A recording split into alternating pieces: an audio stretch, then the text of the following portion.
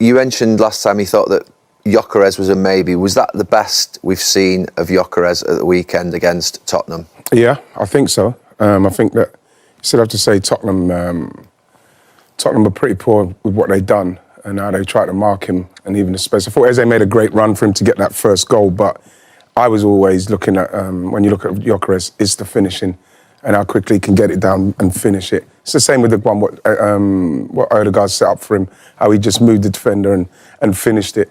I think that when he's got someone like Eze close, that close to him, and he can pick out one of the defenders, the weakest one. I thought Dragusin was the weakest one, and we saw that. He can be very effective. Now, I did say I think he can score between 10 and 12. If he carries on now, I believe that he could probably get more. And every single goal now, when you look at Arsenal, we're in everything, all the competitions, every single goal is so important for him now. If he could get on that kind of run now, especially after them 2 goals he scored against Spurs, hopefully, you know, he can score those goals, because people constantly talk about him as the guy. He scores against like the lower end teams, which he's done in Portugal. He's doing it here, but that's what Arsenal always needed. We need that. We've scored goals against the top 6. We've done that. We've shown we could do that. We need to break down that kind of defence and score goals against that kind of team. And his finishes were like what really they bought him for. Really good. Good finishes. You know what? It's like when I saw Sesko's finish. It's like when I saw Sesko's last couple of finishes. There's something about it, Roy, which was really clean and like boom, boom, and he looked like that happened to him. Yeah. And so obviously Chelsea coming up, you're hoping that he will get the same kind of space, because I think he struggles in that low block when it's all condensed. He needs help, doesn't he? Yeah, that's all it is. He needs someone closer to him. Yeah. And now you're looking at, obviously, guy, if he's got 10 goals now. I said 10 to 12. If he can get the 15, 16 goals and everybody still kicks, then you'd expect to get that now, right? It'll be a hit. When you look at our running, not a game. Yeah, you could see that he could do it. But like again, you know, it's only Wolves the other day we saw how we went the other way, and you're looking like, oh my gosh, this is the pressure's mounting, and they're not dealing with it very well. Especially when that Declan Rice mistake, which was very, very much out of character. You know, but then when that happened, Arsenal, for me, they still played well in the game, and it was, can they get back on top and finish them off again? And they did. Do you think they do it, Roberto? Arsenal? I mean, what do you manage? You obviously coached Lukaku. Yeah. And he was, I'm not saying misunderstood in terms of his style, but he's an imperfect striker. Sometimes he can look a bit clumsy, sometimes he's not.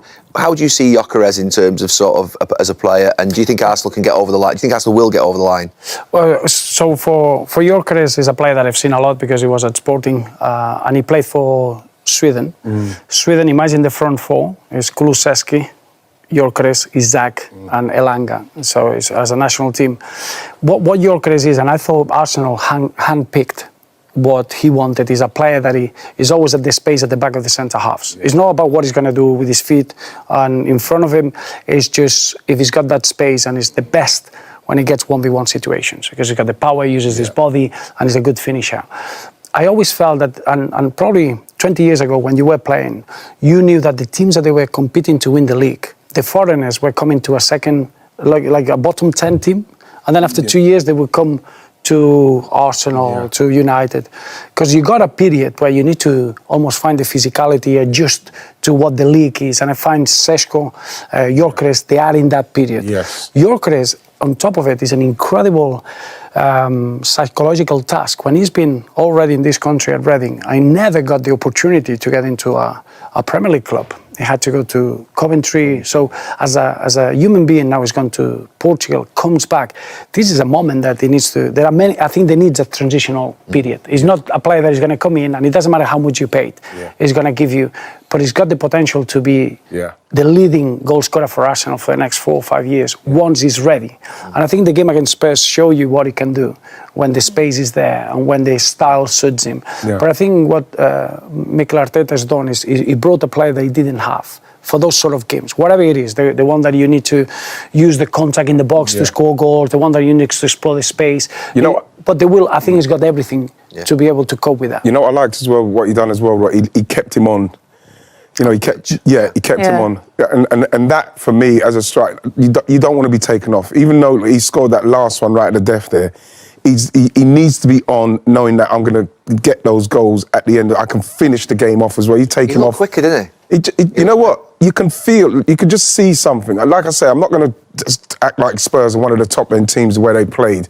And like I said, I thought Eze made a great run to make that space because that ball came from a long way to come into his feet on the edge of the box with no one near him.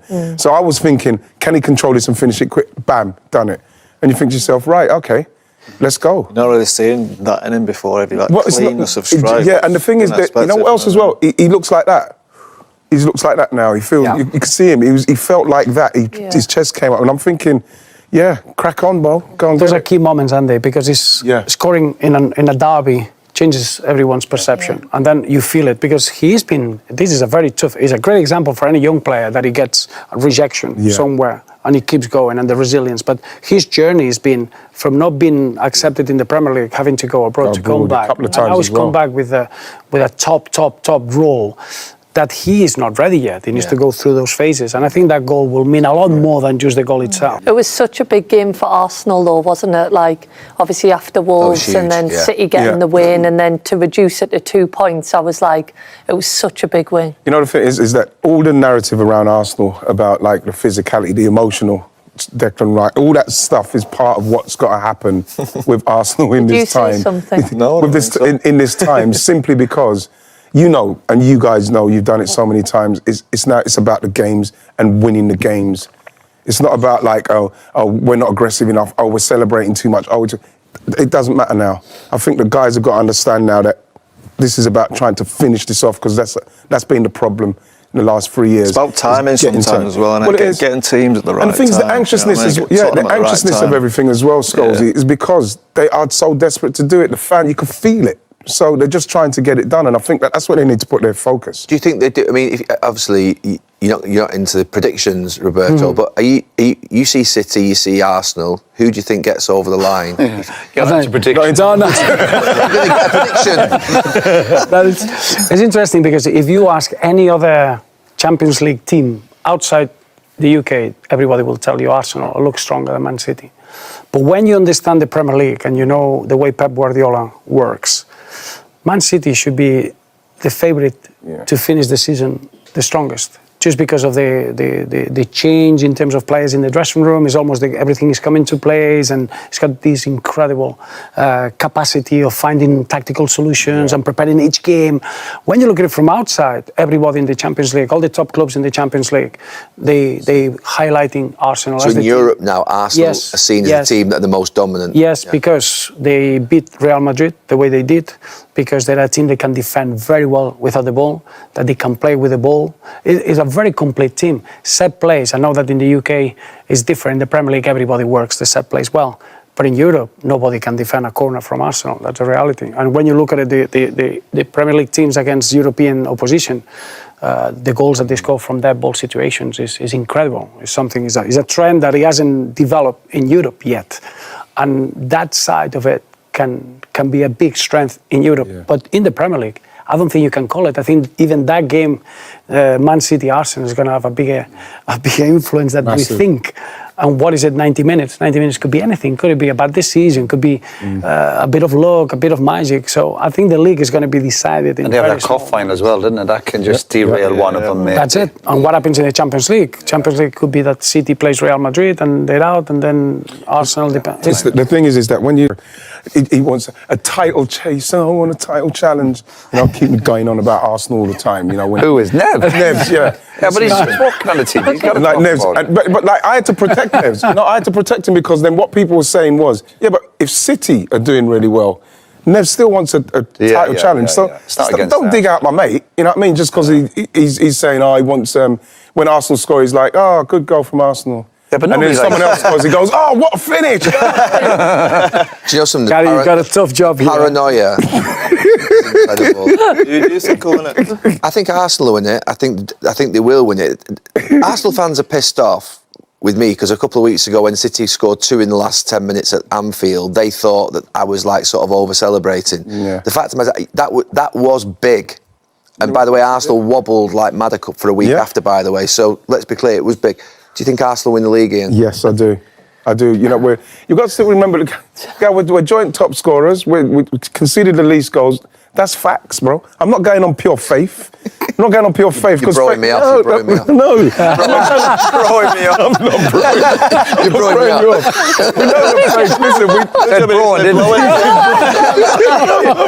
I'm not broing you off. Gary, I have to believe it. I have to believe it. You know, with what they're trying to do and what they're trying to finish, You were the first I have to believe. I've had the faith from the start. I know people say faith is believing in something that, you know, believing in something that you haven't, that's not there. But like, it's faith. All right, you don't have to explain yourself. You said you're going to win the league. I'll say one thing logical. Nervous himself. I'm not nervous. I'm just like anxious.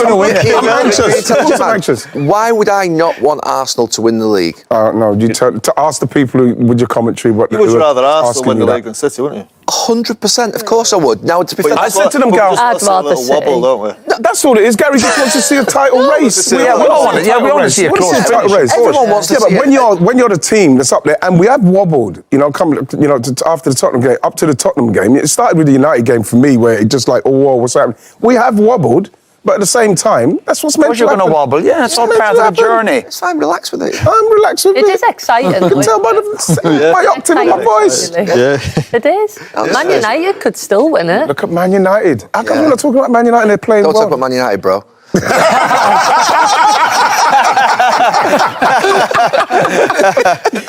Huge game at the weekend as Arsenal kick off a potentially season-defining month against Chelsea at the Emirates. It's live on Sky Sports. Arsenal currently 5 points here at the top of the table, still in all 4 competitions, and Declan Rice admits he needs to win a big trophy if he's to have any chance of winning the Ballon d'Or. Rice was named in the 30-player long list for the award last season. He's been a key player for Mikel Arteta's side, and Arsenal's form this season has led to him being touted to win the prize this year.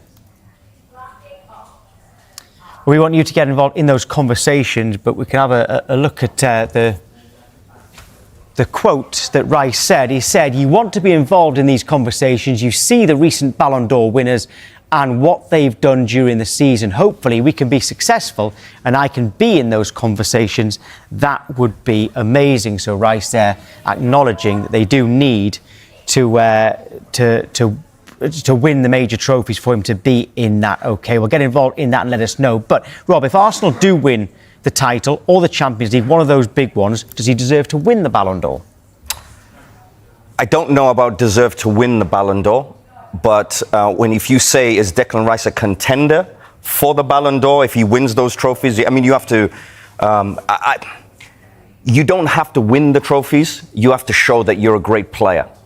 For me, that's the number one. The Ballon d'Or was created in France years and years ago, and it was about who's the best player, not who won the trophies, not who won the Champions League, not who won their own league, and then who's in favour that year. And we go back, and the Ballon d'Or it wasn't even allowed out of Europe for a winner out of Europe. So the Ballon d'Or now, for me, we should get back to the Ballon d'Or being about the best player. Is Declan Rice a great player? Absolutely. Do I see him in that top 3 in the world? No. I don't know about winning it. Because when Dembele won it, it was probably because PSG was so successful, as opposed to he was the best player. Or do you think? But you're saying that it shouldn't matter, just doing an individual performance rather than lifting a trophy. And I think there should be an accountability for it. Okay, did he play excellent? Did he make the biggest impact in his team? Did he make a biggest impact in the tournaments? Did he win the trophies as well? I think you have to go down the line for the trophies. And firstly, we have to judge it on the Ballon d'Or, which is the best player in that year. And for me, I even kind of look at last year, Dembele won it. Yes, of course, PSG, unbelievable. Dembele, great player.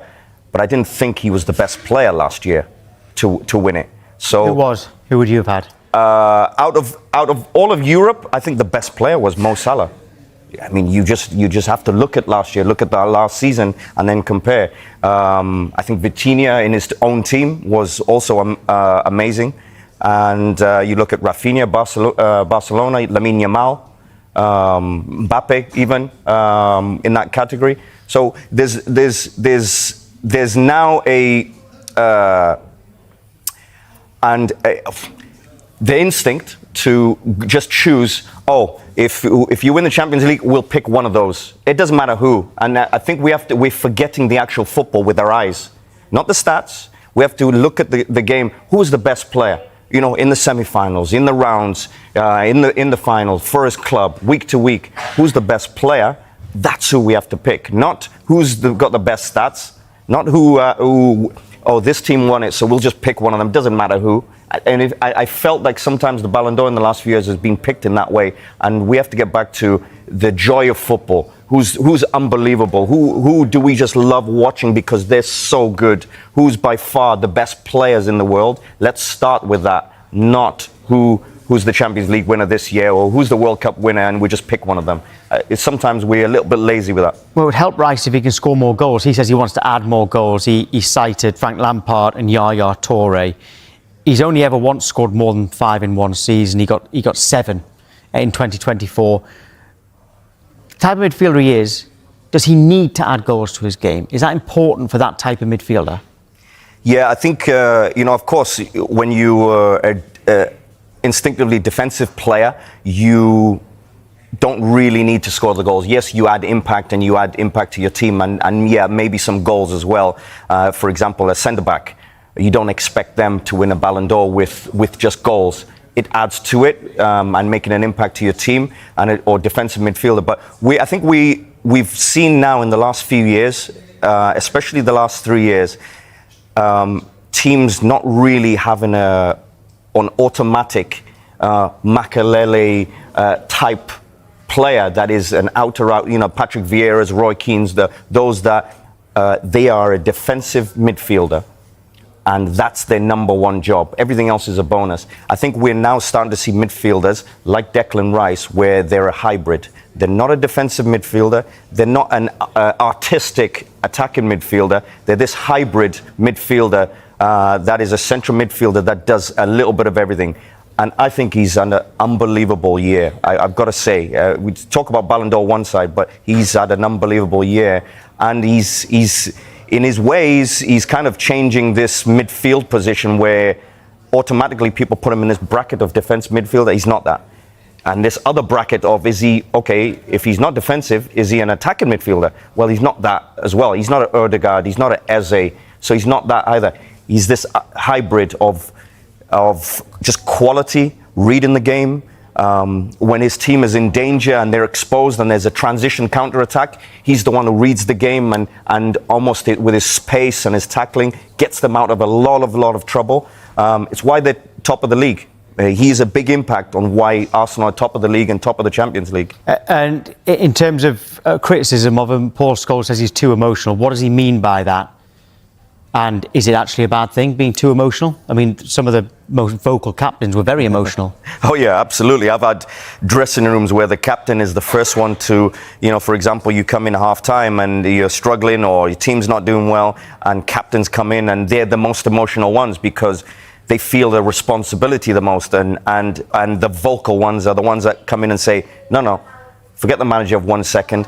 This needs to happen, this needs to happen, this needs to happen. So I don't think he's too emotional at all. I actually think he's quite composed with it. I think he throws his hands up and all those things, but there's a composure about Declan Rice. That's what I see. Underneath, I think he is very composed. I think that's why he plays so well. Do you see him as a future captain? I mean, I know you're Welsh, but you see him as a future England captain? Oh, yeah. Harry Kane. I mean, there are others who could be there, but could he be the England captain? Oh, yeah, absolutely, yeah. The way he plays, the way he is. And I think what I love about Declan Rice, and this is somebody who I think he's grown on me more and more since he's moved to Arsenal.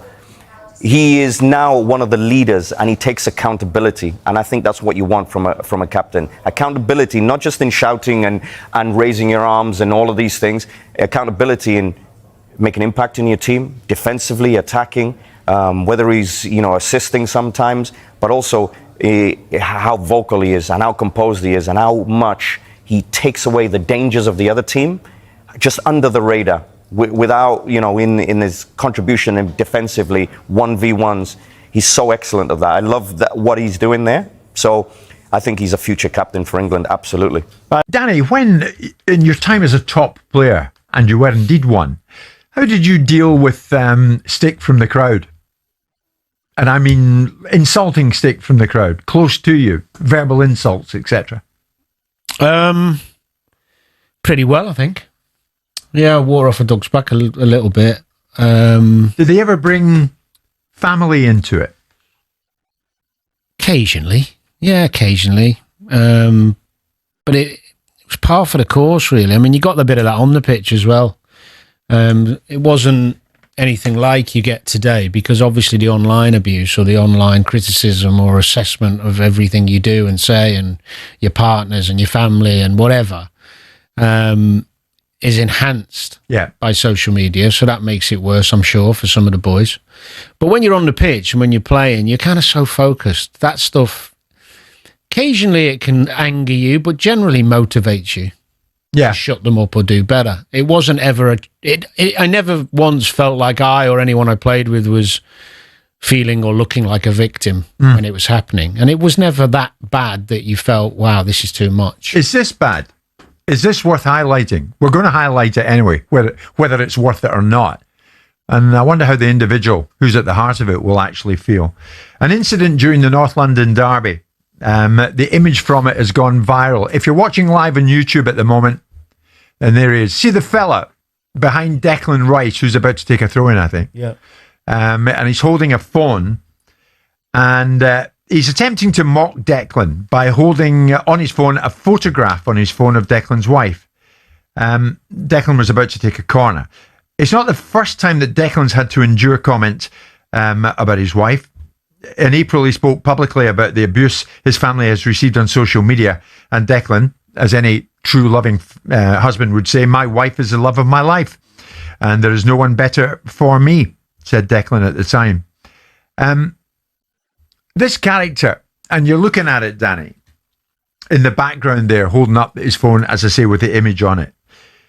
Should it be, in the passing, should we consider it to be a punishable offence? I don't think so.